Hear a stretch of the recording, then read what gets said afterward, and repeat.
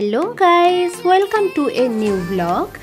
চলে গেছিলাম রোজকার সংসার জীবন থেকে একটু বিরতি নেওয়ার জন্য মধ্যমগ্রামে বদ্দার বাড়িতে। সেই ভিডিওই তোমাদের সাথে শেয়ার করছি। তো সত্যি কথা বলতে শুধুমাত্র যে ঘোরার উদ্দেশ্যে গেছি তা নয়, সোনায়ের চোখের ডাক্তার দেখাবো, সেটাও হচ্ছে প্রধান উদ্দেশ্য। আর আমাদের এখানেও চোখের ডাক্তার অনেকেই আছেন, কিন্তু যেহেতু কিছুদিন আগেই আমার শাশুড়ি মায়ের ওখানে চোখ অপারেশন হয়েছে, তো ওখানকার পরিষেবা অনেক উন্নত, তো সে কারণে ভাবলাম যে সোনায়ের চোখটা ওখানেই দেখিয়ে নিই। আর শুধু সোনায় না, সোনায়ের সাথে আমি, মিন্টু, আমরা সবাই দেখাবো। তো একটু ঘোরাও হবে, ডাক্তার দেখানোও হবে। আজকেই সকালবেলা জাস্ট এসেছি, আর বিকেলবেলা জাস্ট একটা উবের ভাড়া করে আমরা বেরিয়ে পড়লাম ইকো পার্কের উদ্দেশ্যে। আমি কিন্তু এই ফার্স্ট টাইম ইকো পার্কে যাচ্ছি, ভীষণ রকম এক্সাইটেড আমি। আর সত্যি কথা বলতে সবাই মিলে ঘুরতে যাওয়ার কিন্তু মজাই আলাদা, তাই না? আর এই যে সবাই আমরা উবেরে এখন যাচ্ছি। বদ্দার বাড়ি থেকে জাস্ট ধরো 35 থেকে 40 মিনিটের রাস্তা। তো ভীষণ মজা হচ্ছিল, আর যেহেতু বাচ্চা কাচ্চা সবাইকে নিয়ে যাচ্ছি, ওরাও খুব এনজয় করেছে। তো কথা বলতে বলতে চলে এসেছি ইকো পার্কের এই যে ভেতরে ঢুকছি আমরা।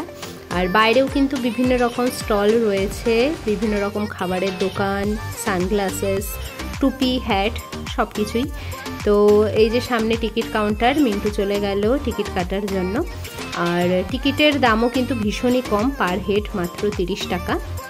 আর এই হলো ভেতরের পরিবেশটা, জাস্ট দেখো কতটা সুন্দর লাগছে। এত মনোরম প্রকৃতি, সত্যি মন যেন মুগ্ধ করে তোলে। চারিদিকে একটা গ্রিনিশ ব্যাপার রয়েছে, ভীষণ রকম সুন্দরভাবে সাজানো ভেতরটা। আর আমরা তো ভীষণ এনজয় করছিলাম। আর যেহেতু আমি ফার্স্ট টাইম, ওর জন্য হয়তো আমি একটু বেশি এক্সাইটেড ছিলাম। তো যাই হোক, দেখো তোমরা ভেতরটা।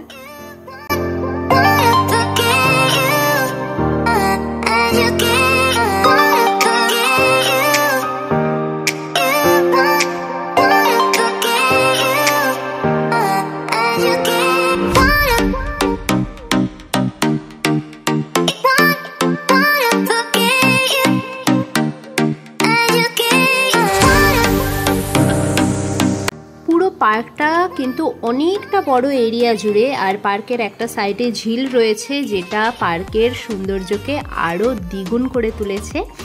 আর আমরা হেঁটে চলছিলাম, এদিক ওদিক ঘুরছিলাম, আর তার সাথে একটু রিলস, সেলফি তোলা, গ্রুপ ছবি তোলা, সেগুলো তো থাকতেই হবে, কারণ ঘোরা শেষ হয়ে যাবে, কিন্তু এই যে সেলফি তোলা বা রিলস করা, এইগুলো কিন্তু স্মৃতি হয়ে থেকে যাবে সারাটা জীবন। তো মিন্টু ওদিকে আমাকে একটুখানি ভিডিও করে দিচ্ছিল। আর এত সুন্দর প্রাকৃতিক দৃশ্য যেন চোখই ফেরাতে ইচ্ছা করছিল না। আর আমি যতবার ছবি তুলছিলাম, রিলস করছিলাম, বাবান এসে আমাকে জড়িয়ে ধরে বসে পড়ছে। ও ভীষণ মজা করেছে। তারপরে একটু ঘুরতে বেরোলে তো একটু পেট পুজো করতেই হয়, ফুচকা খেলাম আমরা। আর এখানে বাবান ওর পছন্দের বার্গার নিয়ে বসেছে। তো ওইদিকে ফুচকা অর্ডার করা হয়েছে, দই ফুচকা নিচ্ছি। তো নেই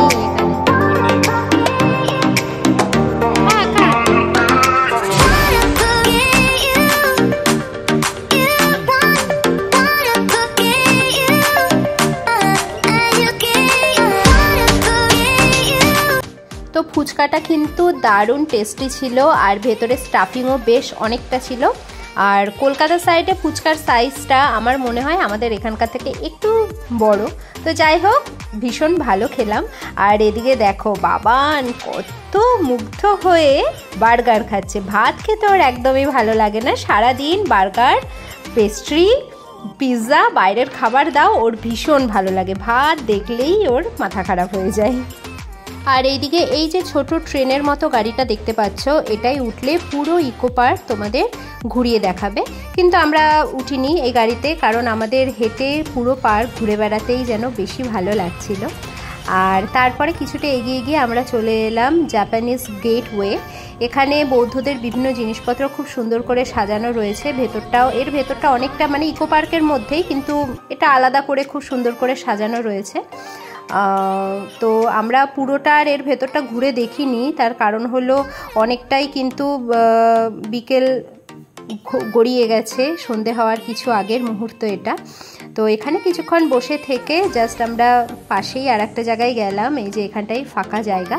আর ভেতরে জানো তো সাইকেলও ভাড়া পাওয়া যায়, সাইকেলে করে চাইলেও তুমি পুরো পার্ক ঘুরে বেড়াতে পারো। তো আমরা সেটা ট্রাই করিনি, যেহেতু বাচ্চা কাচ্চা ছিল, মা ছিল সাথে, মায়েরও অনেকটা হাঁটা হয়েছে বলে একটু পায়ে ব্যথা হচ্ছিল। তো এখানটায় আমরা অনেকটা টাইম একটু বসে রেস্ট নিচ্ছিলাম। আর তারপরে চলে এলো একদম গরমা গরম ঘটি গরম। তো ঘটি গরমটা কিন্তু খুব ভালো ছিল খেতে। আর ওইদিকে বাবান দাঁড়িয়ে দাঁড়িয়ে ইনস্ট্রাকশন দিয়ে দিচ্ছে যে কিভাবে কোনটা কম বেশি দিতে হবে। তো এই হলো ইকো পার্কের রাতের পরিবেশটা।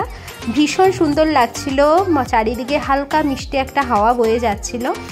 আর পরিবারের লোকজন নিয়ে সময় কাটানো বলো, বা বন্ধুদের সাথে সময় কাটানো বলো, বা ভীষণ কাছের প্রিয়জনের সাথে সময় কাটানোর জন্য বলো, ভীষণই সুন্দর একটা জায়গা হলো ইকো পার্ক। তো আজকের সন্ধ্যেটা কিন্তু আমাদের ভীষণ ভালো কাটলো, মনে থাকবে। তো তোমাদের কেমন লাগলো ভিডিওটা সেটা কিন্তু অবশ্যই কমেন্ট করো।